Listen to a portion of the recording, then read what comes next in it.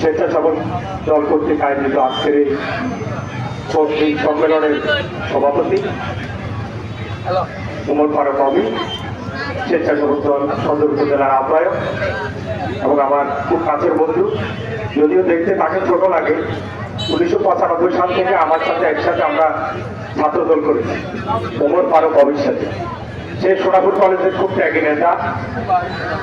আমরা একসাথে যখন কলেজে ভর্তি হই তখন থেকে তার সাথে আমার পরিচয়। উমর ফারুক কবি সদস্য সচিব হিসাবে আছেন সদর উপজেলা স্বেচ্ছাসেবক দলের আবুল কালাম আজাদ, এবং স্বেচ্ছাসেবক দলের সদর উপজেলার অন্যান্য অতিথিবৃন্দ।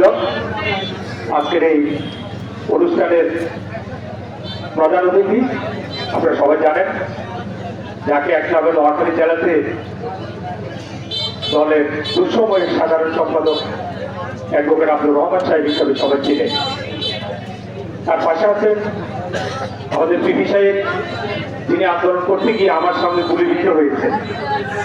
যার ভাগ্যক্রমে অ্যাডভোকেট রহমান সাহেব সেটি বেঁচে গিয়েছেন আমার সামনে। আমরা একসাথেই ছিলাম আওয়ামী লীগ অফিসের সামনে।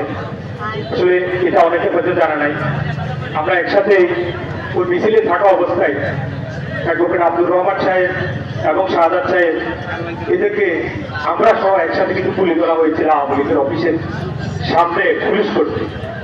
তো ভাগ্যক্রমে আসলে একজন বেঁচে গিয়েছে, আরেকজনের কোমরে এখনো দাগ আছে। অ্যাডভোকেট শাহাদাত সাহেব আর পুলিশের গুলি খাওয়া অবস্থায় ঢাকা নিয়ে তিনি ট্রিটমেন্ট করেছেন। যাক, অত্র ইউনিয়ন বিএনপির সভাপতি সাহেব দাদা এবং বালভাই সম্পর্কে আরো অন্যান্য নেতৃবৃন্দ, অঙ্গ সহযোগী সংগঠনের নেতৃবৃন্দ উপস্থিত, আমার সামনে মুরব্বী এলাকার এই বাজারের ব্যবসায়ী বৃন্দ, সবাইকে আমার সশ্রদ্ধ সালাম এবং আন্তরিক অভিনন্দন জানাচ্ছি।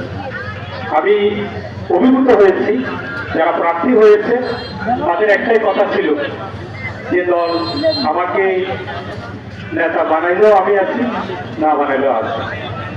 আমি এই স্বেচ্ছাসেবক দলের যারা প্রার্থী হয়েছে তাদের এই কথাটা আমার কাছে অত্যন্ত ভালো লাগছে। স্বেচ্ছাসেবক দলের কর্মী সম্মেলনের সাথে আমি একটু যোগ করে দিব, সেটি হচ্ছে বিএনপির অঙ্গ সহযোগী সংগঠন যতগুলি আছে, স্বেচ্ছাসেবক দল, ছাত্র দল, যুব দল, কৃষক দল, শ্রমিক দল, জেলে দল, সব দল বিএনপির কিন্তু প্রাণ। আমি এই অতিথিবৃন্দর কাছে একটা আহ্বান জানাবো যে শুধু স্বেচ্ছাসেবক দল নয়, আপনারা জানেন বিএনপি কিন্তু এখন ক্ষমতা এখনো আসে নাই। আসছে নাকি? আসে নাই। বিএনপি ক্ষমতায় আসলে আপনি যদি দলের জন্য কিছু করে থাকেন, দল আপনাকে ডেকে নিয়ে তার উপহার দিবে। বিএনপির বিরুদ্ধে কিন্তু ষড়যন্ত্র এখনো শেষ হয় নাই। জাতীয় নির্বাচনের বিরুদ্ধে ষড়যন্ত্র কিন্তু এখনো শেষ হয় নাই। আপনারা একের পর এক দেখতেছেন ৭১-এর পরাজিত শক্তি আবার কিন্তু মাথা চাড়া দিয়ে উঠছে। তারা বিএনপির বিরুদ্ধে মিথ্যা প্রভাকাণ্ড করে আসছে। আপনি বিএনপির ত্যাগী নেতা, এতে কোনো সন্দেহ নাই।